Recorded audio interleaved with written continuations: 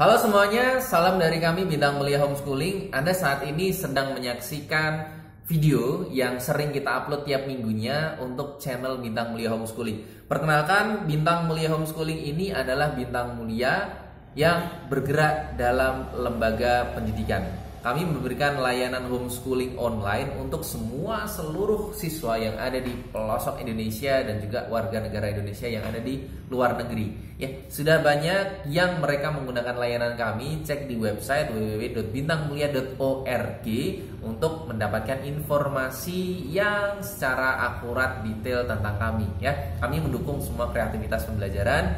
Kami mendukung semua keistimewaan anak-anak Anda semuanya, sehingga kami tidak menyeragamkan pola pikir, cara menjawab, cara mengerjakan tugas seperti sekolah-sekolah formal pada umumnya. Oke, saya tertarik ketika kita sedang ramai membahas tim nasional sepak bola kita, ya. Apalagi tahun ini kita ke-6 kalinya gagal untuk memperoleh juara pertama. Stigma negara-negara lain itu seakan memperkuat bahwa kita itu memang rajanya runner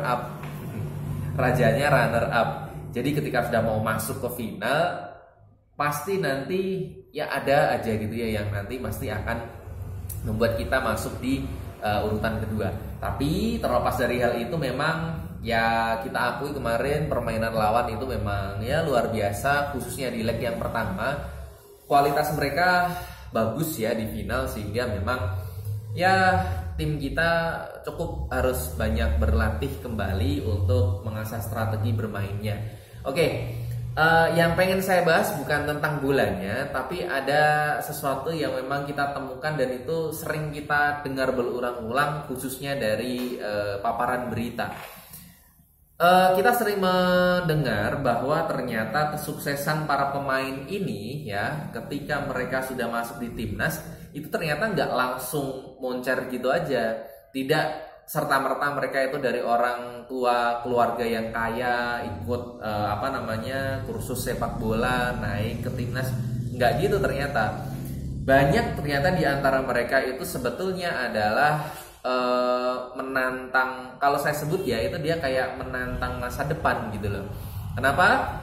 Karena satu, dari background keluarga mereka ini adalah keluarga yang pas-pasan. Apa sih yang sebetulnya bisa dipilih oleh mereka, keluarga pas-pasan atau orang tua yang memang pas-pasan, kalau enggak anaknya cuman disuruh rajin sekolah, terus kemudian nanti nilainya bagus, terus kemudian nanti bisa dapat apalah dari ranking itu kan gitu. Umumnya kan gitu. Tapi ternyata mereka ini punya orang tua yang pemikirannya berbeda, dan uniknya adalah orang tuanya mereka ini bukan berasal dari kalangan yang menengah ke atas loh ya.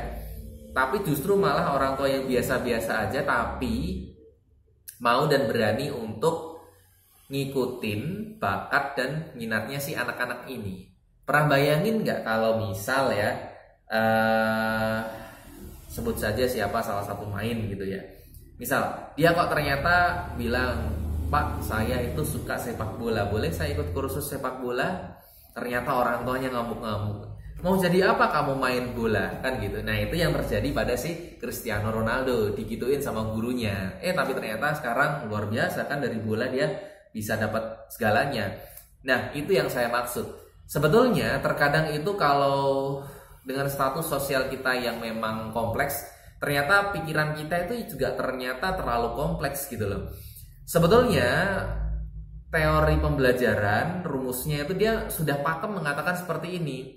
Kalau memang anak sudah ketemu bakatnya, sudah ketemu minatnya, sebetulnya kalau orang tua berani, itulah yang nanti tinggal diikuti saja, ditata setiap stepnya. Kalau dia suka bola, coba deh, oke, masukin sekolah bola, kan gitu. Diasah, ternyata kok bagus mainnya, ikutin aja terus, kan gitu. Tanpa Anda harus memusingkan prestasi-prestasi akademik lainnya. Kenapa? Misal kalau dia memang tidak bisa berprestasi dari segi akademik, tapi kan dia bisa berprestasi dari segi bermain bolanya, kan gitu.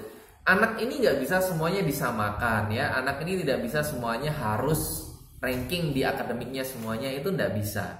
Nah, kalau anak-anak kita itu suatu ketika kok dia memang bakat minatnya itu pada bola, orang tua itu harus menyadari intensitas latihan, terus kemudian nanti dia turnamen, saya yakin akan geser ya, akan menggeser jadwal-jadwal dia ada di sekolah formal. Nah, itulah yang Anda harus bicarakan dengan guru-gurunya, dengan pihak sekolahnya. Bagaimana nih anak saya, ada dispensasi atau tidak, ada kelonggaran atau tidak, dan lain sebagainya. Kalau memang sekolah itu dia paham banget 8 kecerdasan majemuk ya, cek 8 kecerdasan majemuk, mereka pasti nanti akan membuatkan sebuah program untuk anak-anak ini. Ya, entah programnya bagaimana, tapi mereka akan tetap membuatkan program. Kenapa? Karena anak ini tuh sebetulnya satu anak di antara yang lain semuanya yang sudah ketemu bakat dan minatnya. Ketika yang lain itu mereka baru nyari-nyari atau justru malah kesasar gitu ya. Kesasar itu namanya contoh dia sukanya puisi, seni dan lain sebagainya, tapi ternyata dipaksa untuk ranking di mata pelajaran matematika misal. Nah, itu kan dia kesasar namanya. Padahal anak-anak ini yang tadi bermain bola, dia sudah ketemu tuh. Kalau sekolah yang baik, dia akan menciptakan program khusus untuk itu. Tapi kalau enggak, rata-rata yang kami tangani, sekolah akan mempermasalahkan tentang absensinya, nilainya, dan macam-macam kan gitu. Akhirnya ujung-ujungnya nanti mereka diminta untuk pindah. Kalau enggak ya harus mau untuk tinggal kelas kan gitu. Itulah kenapa akhirnya bidang kuliah homeschooling ini rata-rata memang yang masuk dia anak-anak yang memerlukan layanan pendidikan yang fleksibel. Atlet ya kan, terus kemudian anak-anak yang dia suka nari, ikut turnamen dan segala macamnya itu masuk ke kami. Nah, tadi balik lagi, sebetulnya para pemain yang mereka sekarang sudah masuk di timnas ini, itu dia yakin dengan kemampuannya, sudah ketemu bakatnya dari kecil, kemudian itu diasah. Nah, bayangkan kalau itu adalah anak-anak kita, tentu dengan bakat, minat dan lain-lain, gak harus bola kan gitu.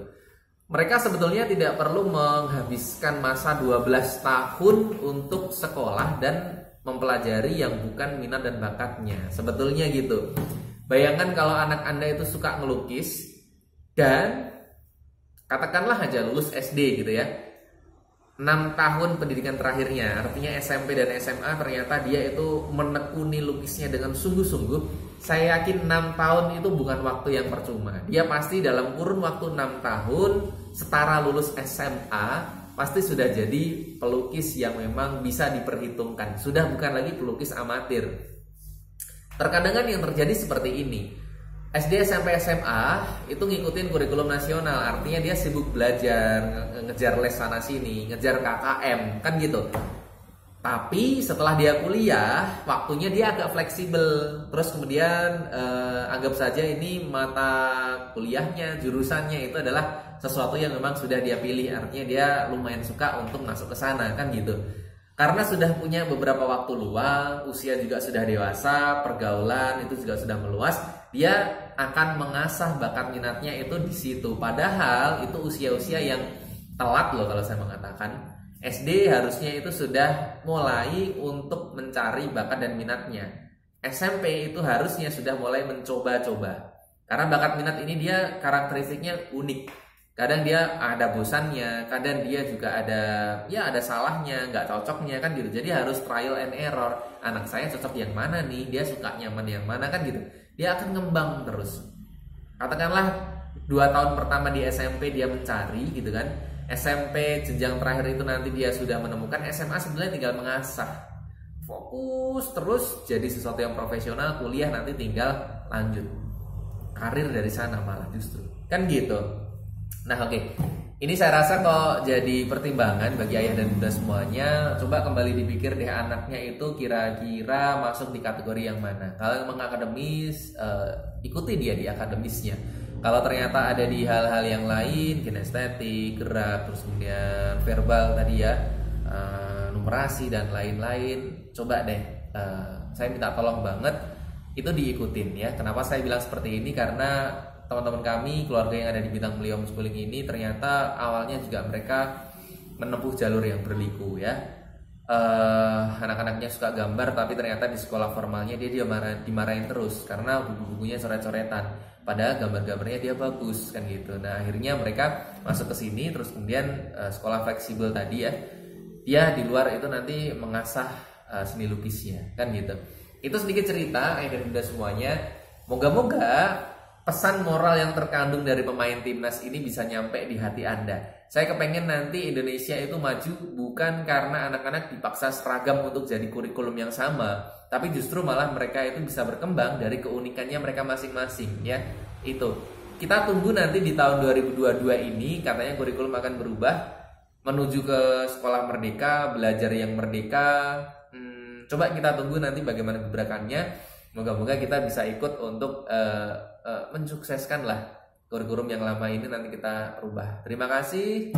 Salam dari kami Bintang Mulia Homeschooling.